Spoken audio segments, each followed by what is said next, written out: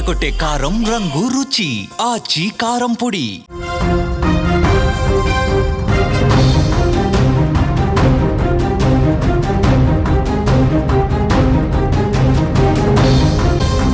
ప్రియుడి మోజులో భర్తను దారుణంగా చంపేసింది. కామంతో కళ్ళు మూసుకుపోయిన కొంతమంది భార్యలు భర్తని చంపేందుకు ఏమాత్రం వెనకట్టంలో ఆలోచించడంలో అసలు భయపడటం లేదు. పరాయి మగాడి మోజులో పడి పచ్చని సంసారాన్ని చిన్నాభిన్నం చేస్తూ ప్రాణప్రదంగా చూసుకోవలసిన భర్తని లిటరల్గా చాలా దారుణంగా మర్డర్లు చేసేస్తున్నారు. ప్రియుడితో ఉన్న అక్రమ సంబంధం బయటపడటంతో పద్ధతి మార్చుకోవాలని భర్త చెప్పినా హెచ్చరించినా ఆవిడ ఇంకా వినిపించుకోవాలి. తన సుఖానికి అడ్డొస్తున్నాడు, వీడు లేకపోతే నేను హ్యాపీగా ఎంజాయ్ చేయొచ్చు అని చెప్పి చంపేసింది భర్తని. చంపేసి గుండెపోటు నాటకం ఆడింది. పోలీసుల విచారణలో ఆ రాక్షసి పాపం పండింది. ఇప్పుడు జైల్లో ఓచులు లెక్కిస్తోంది. మేడ్చల్ జిల్లా మేడిపల్లిలో అశోక్ హత్య కేసులో వెలుగు చూస్తున్నటువంటి విషయాలు ఆశ్చర్యపరుస్తున్నాయి. పోలీసుల ఇన్వెస్టిగేషన్లో నిజాలు మొత్తం బయటకు వచ్చేసరికి షాక్ అయిపోతున్నారు జనాలు. కర్ణాటకకు చెందిన అశోక్ పూర్ణిమలకు 2011లో పెళ్ళయిందండి. వీరికి 12 ఏళ్ల కుమారుడు కూడా ఉన్నాడు. అశోక్ యమనంపేటలోని ఇంజనీరింగ్ కళాశాలలో మేనేజర్గా పనిచేస్తూ కుటుంబాన్ని పోషిస్తున్నాడు. పూర్ణిమకు ప్రకాశం జిల్లాకు చెందిన పాలేటి మహేష్ అనే కూలీతో అక్రమ సంబంధం ఏర్పడింది. ఈ విషయం తెలిసిన అశోక్ భార్యని మందలిస్తూ ఉన్నాడు. కాపురం నిలబెట్టుకోవాలనే ఉద్దేశంతో ఇల్లు కూడా మార్చాడు. ఇల్లు మార్చిన పూర్ణిమలో మార్పు రాలా. సరికదా, తమ సుఖానికి అడ్డొస్తున్నాడని భర్తను లేకుండా చేయాలని స్కెచ్ వేసింది.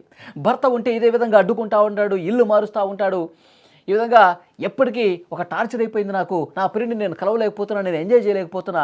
ఇది మైండ్లో పెట్టుకొని పూర్ణిమ భర్త లేకపోతే, భర్తను చంపేస్తే మనకి ఏ అడ్డు ఉంటుంది? ఇంకా లైఫ్ హ్యాపీగా ప్రియుడితో కలిసి ఎంజాయ్ చేయొచ్చు అని చెప్పి భావించి ఈ విధంగా చాలా అంటే చాలా దారుణంగా చంపేసిందండి. ఈ నెల 11వ తారీఖున అశోక్ ఆఫీసు నుంచి ఇంటికి రాగానే ప్రియుడు మహేషు, అతని స్నేహితుడు సాయి కుమార్ అన్నాడు. ఇలా ముగ్గురు కలిసి మొత్తం ఒక ప్లాన్ వేశారు అశోక్ని ఏ విధంగా చంపాలని. అశోక్ని ఫస్ట్ ఇంట్లోకి వచ్చిన తర్వాత కింద పడేసి ముగ్గురు అదిమి పట్టుకున్నారండి. మహేష్ 3 చున్నీళ్ళు మెడకు బిగించేశాడు. అశోక్ మెడకు బిగించేసి ప్రాణం పోయే వరకు గట్టిగా లాగి లాగి గొంతు నొక్కి నొక్కి చంపేశారు. ఒకళ్ళు కాళ్ళు పట్టుకున్నారు, కాలు కదిలించకుండా. ఒకళ్ళు గొంతు పట్టుకున్నారు, ఒకళ్ళు చున్నీలతో బిగిస్తూ ఉన్నారు. భార్య పూర్ణిమ ఇంత దారుణంగా చంపేస్తుందని చెప్పి అతను ఊహించలా. చంపేటప్పుడు పూర్ణిమ వైపు, వాళ్ళందరి వైపు, ప్రియుడు ఎవరైతే ఉన్నారో అతను మహేష్, వీళ్ళందరి వైపు చూస్తున్నాడు. ఇంత బరిదిగించారా వీళ్ళు, నన్ను చంపేందుకు కూడా వెనకట్టలేదని చెప్పి అతను షాక్లో ఉండిపోయి ఉంటాడు ఆ సమయంలో. కానీ వీళ్ళు ముగ్గురు కలిసి మీద పడిపోయి గొంతు నులిమి చంపారంటే ఎంత దారుణం చూడండి. ఇక్కడే అసలు డ్రామా ఒకటి ఉంది. హత్య చేసిన తర్వాత పూర్ణిమ ప్లే చేసిన డ్రామా ఏంటంటే, బాత్రూంలో పడిపోయాడు, స్పృహ తప్పి పడిపోయాడు, నేను చంపేసి బాత్రూంలో ఆయన పడేసి ఇక నాటకం స్టార్ట్ చేశారు. గుండెపోటుతో ఒక్కసారిగా బాత్రూంలో కొలాప్స్ అయిపోయాడని చెప్పి ఉటావుట్న బంధువులకు వాళ్ళకి ఫోన్లు చేయటం, ఈయనేమో ఆసుపత్రికి తీసుకెళ్లి నాటకాలు ఆడటం, ఇవన్నీ జరిగినాయి. ఆసుపత్రికి తీసుకెళ్తే చనిపోయాడమ్మా అని చెప్తారు. ఇంకేం చెప్తారు? వీళ్ళు చంపేసే కదా తీసుకెళ్ళింది.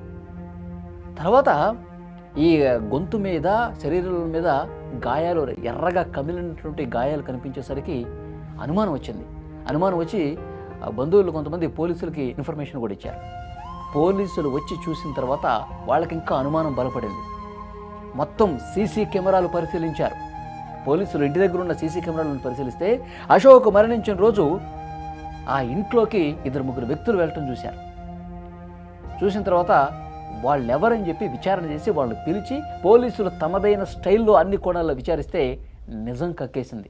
ఇతను మహేష్ నా బాయ్ ఫ్రెండ్, నేను ఇతనితో ఉండాలనుకుంటున్నా, అందుకే భర్తను చంపేశానని చెప్పి నిజం మొత్తం కక్కేసింది. చూసారా, కామంతో కళ్ళు మూసుకుపోయి ఇంత ఘోరమైనటువంటి హత్యలకు పాల్పడతా ఉన్నారు. మేడిపల్లి ఇన్స్పెక్టర్ గోవిందరెడ్డి గారు 3 నిందితులను కూడా అరెస్ట్ చేసి రిమాండ్కి తరలించారు. అంటే మనుషులు ఎట్లా తయారవుతున్నారు చూడండి, ఇక్కడ ఎంత దారుణంగా తయారవుతున్నారు. కామంతో కళ్ళు మూసుకుపోయి అసలు ఏం చేస్తున్నావు కూడా అర్థం కావట్లా. ఇక 12 సంవత్సరాల బాబు కూడా ఉన్నాడు. నీ పద్ధతి మార్చుకో, ఇకనైనా నువ్వు మారని చెప్పి అక్కడ ఆ ఇంటిని ఖాళీ చేసి వేరే ప్రాంతానికి వెళ్ళి ఉన్నా సరే తన తీరు ఏమాత్రం పోగా నన్ను ఇంకా అడ్డుకుంటున్నావా, నా ఎంజాయ్మెంట్ను నువ్వు అడ్డుకుంటున్నావు అని చెప్పి భర్తను చంపాలని చెప్పి ప్లాన్ చేసిందంటే అది ఎంత సైకో మైండో, ఎంత క్రిమినల్ బ్రెయినో మనకు అర్థమవుతుంది. ఇలాంటి వాళ్ళని ఏం చేయాలండి? ఈ మధ్యకాలంలో మనం చూస్తా ఉన్నాం. ఈ సంవత్సరం ప్రతి చోట కూడా దేశం మొత్తం మీద కొన్ని వందల కేసులు ప్రియుడి మోజులో పడి మగాడి మోజులో పడిపోయి భర్తల్ని చంపిన ఉదంతాలు మనం చూసాం. మేఘాలయ హనీమూన్ మర్డర్ దగ్గర నుంచి ఇక్కడ కర్నూలులో జరిగినటువంటి మర్డర్ వరకు ప్రతి చోట ఇవి జరుగుతూనే ఉన్నాయి. కానీ ఇలాంటి వాళ్లకు సరైనటువంటి శిక్షలు పడకపోవటం చేత వీళ్ళు ఇంత దారుణంగా బిహేవ్ చేస్తూ ఉన్నారు. అమాయకులైనటువంటి భర్తల్ని మోసం చేస్తూ ఉన్నారు.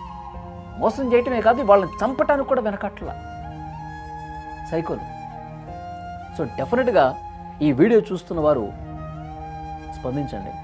ఇలాంటి ఆడవాళ్ళని బరి తెగించి కామంతో కళ్ళు మూసుకుపోయి చంపటానికి కూడా వెనకాడినటువంటి ఇలాంటి మహిళల్ని ఏం చేయాలి? స్పందించండి.